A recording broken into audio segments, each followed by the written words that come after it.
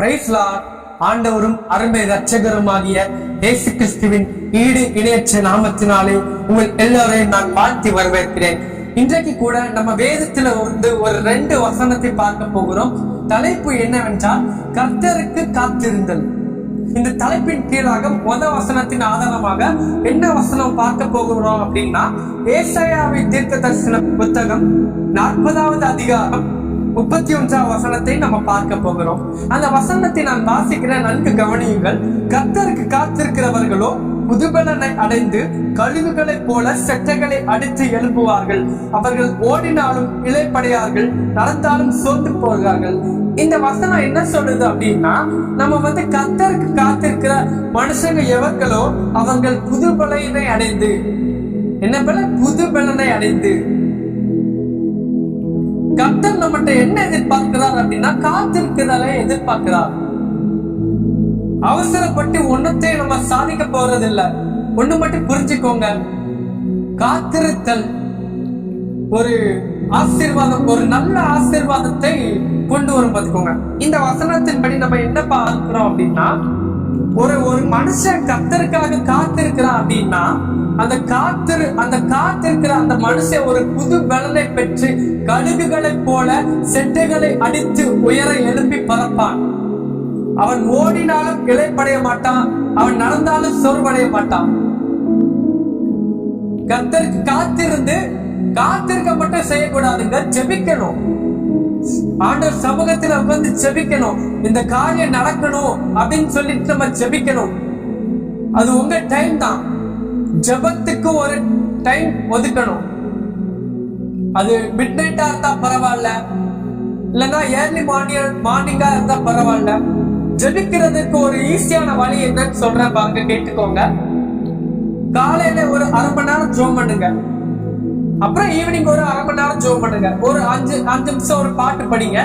அப்புறம் ஒரு 5 நிமிஷம் ஜெபம் பண்ணுங்க. ஒரு 5-10 நிமிஷம், 10 நிமிஷம் தேசத்துக்காண்டியோ உங்க காரியம் நடக்கணும். என்னென்ன காரியம் எனக்கு இருக்குது ஆண்டவரே, எந்தெந்த காரியம் எனக்கு நடக்கணுமோ, எந்தெந்த காரியங்கள்லாம் உங்க மனசுல இருக்குதோ அந்த மனசுல இருக்கிற காரியங்கள் எல்லாத்தையும் நீங்க ஆண்டவர்கிட்ட சொல்லி ஜெபிங்க. ஒரு 10 நிமிஷம் ஜெபம் பண்ணுங்க.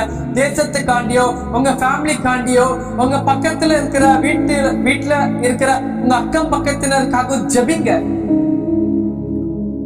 15 நிமிஷம் ஓடிடும். அதுக்கப்புறம் ஒரு 10 நிமிஷமோ ஒரு 5 நிமிஷம் 10 நிமிஷம் நல்லா வேதத்தை தியானிங்க.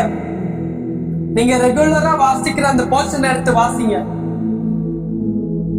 அதுக்கப்புறம் ஒரு 5 மினிட்ஸ், கடைசியா ஒரு 5 மினிட்ஸ் கொஞ்சம் ஜெபிங்க, ஸ்தோத்திரம் பண்ணுங்க, அந்த நாளை தந்ததுக்காக நன்றி அப்படின்னு சொல்லிட்டு ஜெபம் பண்ணுங்க.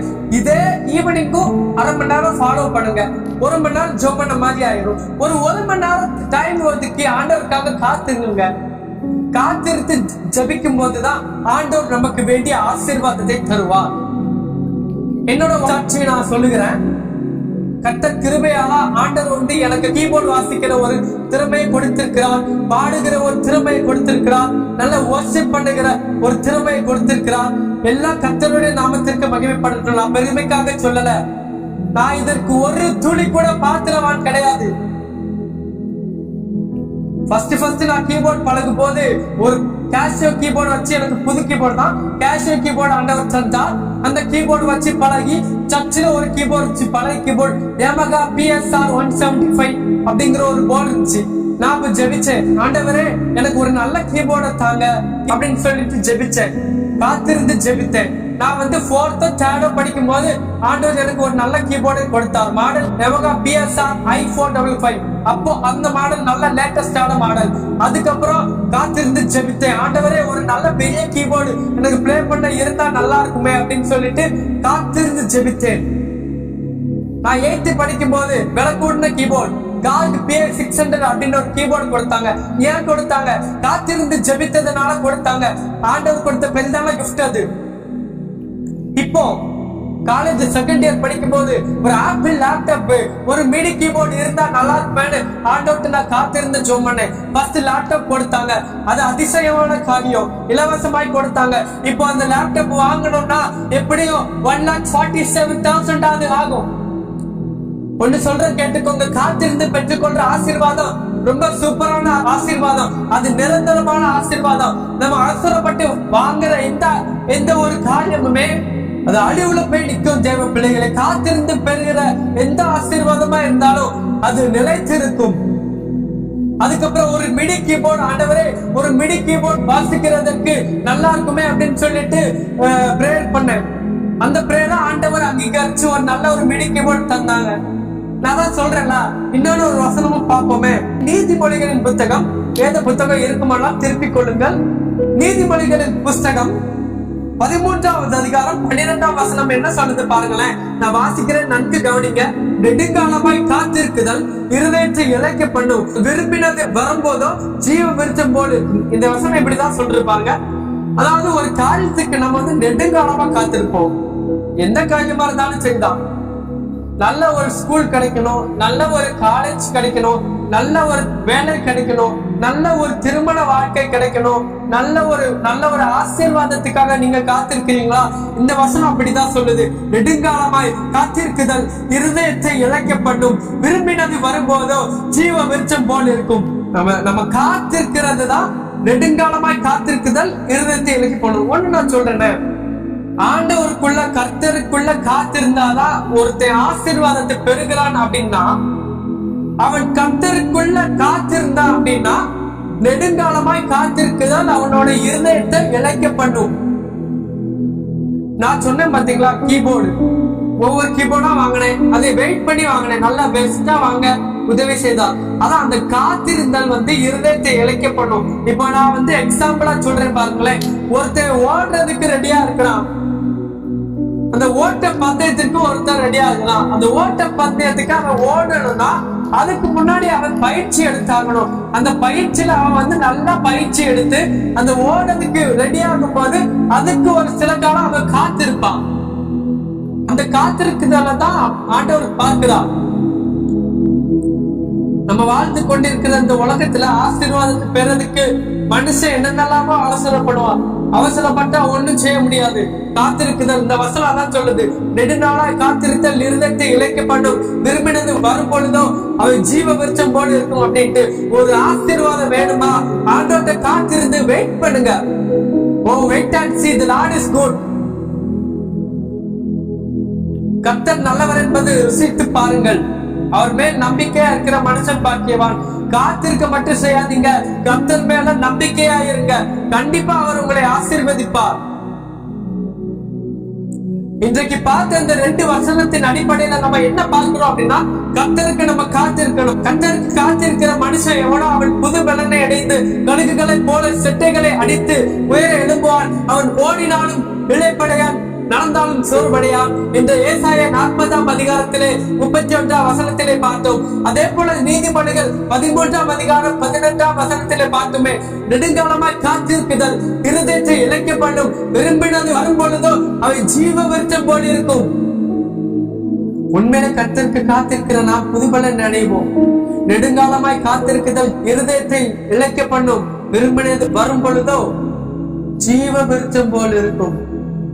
அந்த வார்த்தையை அண்டர்லைன் பண்ணிக்கொள்ளுங்க. விரும்பினது வரும் பொழுது ஜீவ விருட்சம் போல இருக்கும். நம்ம ஜபிக்க போகிறோம், ஆண்டவர்கிட்ட கேட்க போறோம். ஆண்டவரே, எனக்கு காத்திருக்கிற ஒரு நல்ல ஒரு இருதயத்தை தாங்கப்பா.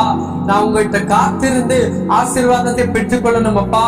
ஆண்டவரே, காத்திருக்குதல் எசப்பா, நெடுங்காலமாய் காத்திருக்குதல் இருதயத்தை இழைக்க பண்ணும், விரும்பினது வரும் பொழுது அவை ஜீவ விருட்சம் போல இருக்கும் என்று. அதே போல கர்த்தருக்கு காத்திருக்கிற மனுஷன் புதுபலனை அடைந்து கழுகுகளை போல செட்டைகளை எழுப்பி உயர பறப்பார்கள். அவர்கள் ஓடினாலும் இளைப்படையார்கள், நடந்தாலும் சொர்வடையார்கள். நம்ம ஆண்டவரை இப்ப ஜெபிக்க போகிறோம். ஜெபிப்போமா? எங்களை நேசிக்கிற எங்கள் அன்புள்ள பரலோக தகப்பனே, ஆசீர்வதிக்கப்பட்ட இந்த நல்ல நாளுக்காக ஜெபிக்கிறோம்.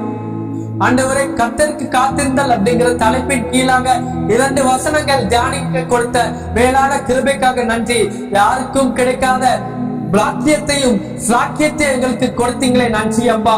ஆண்டவரே, இந்த நேரலை பார்த்து கொண்டிருக்கிற உம்முடைய பிள்ளைகளுக்காக ஜெபிக்கிறோம் அப்பா. உம்முடைய தேவ பிள்ளைகள் ஆண்டவரே ஒரு ஆசீர்வாதத்திற்காக உம்மிடம் காத்து ஆண்டவரே ஸ்தோத்திரம் அப்பா காத்திருந்து ஜெபித்து அந்த ஆசீர்வாதத்தை பெறப்போகிற தயவிற்காக நன்றி செலுத்துகிறோம் அப்பா.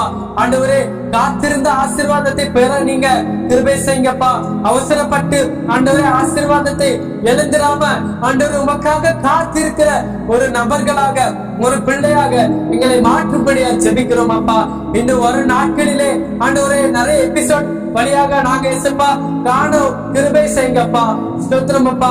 எல்லா துதிக்கான மகிமையை உமக்கே செலுத்துகிறேன். மகிமை நிறைந்த மன்னாதி மன்னன் மனதுருக்கமுடைய மாறாத இயேசு கிறிஸ்துவின் மூலம் ஜெபிக்கிறேன் எங்கள் ஜீவன் உள்ள அப்பா பிதாவே. ஆமென் ஆமென். Praise the Lord friends. God bless you. கர்த்தருக்காக காத்திருங்க. கண்டிப்பா கர்த்தர் உங்களை ஆசீர்வதிப்பார். நெடுங்காலமாய் காத்திருத்தல் இருதயத்தை இளைக்கப்படும். விரும்பினது வரப்படுதோ அவை ஜீவ விருட்சம் போல இருக்கும். கண்டிப்பா கர்த்தருக்கு காத்திருங்க. காத்திருக்க மட்டும் செய்யாம கர்த்தர் சமூகத்துல உட்கார்ந்து விண்ணப்பம் பண்ணுங்க. கர்த்தர்கிட்ட கேளுங்க, ஆண்டவரே எனக்கு எப்போ அந்த ஆசீர்வாதத்தை தருவீர், நான் காத்திருக்கிறேன் அப்பா, ஆண்டவரே எனக்கு தாங்க அப்படின்னு கேளுங்க. கண்டிப்பா ஆண்டவர் தருவார். Oh, wait and see the Lord is good. Praise the Lord. God bless you.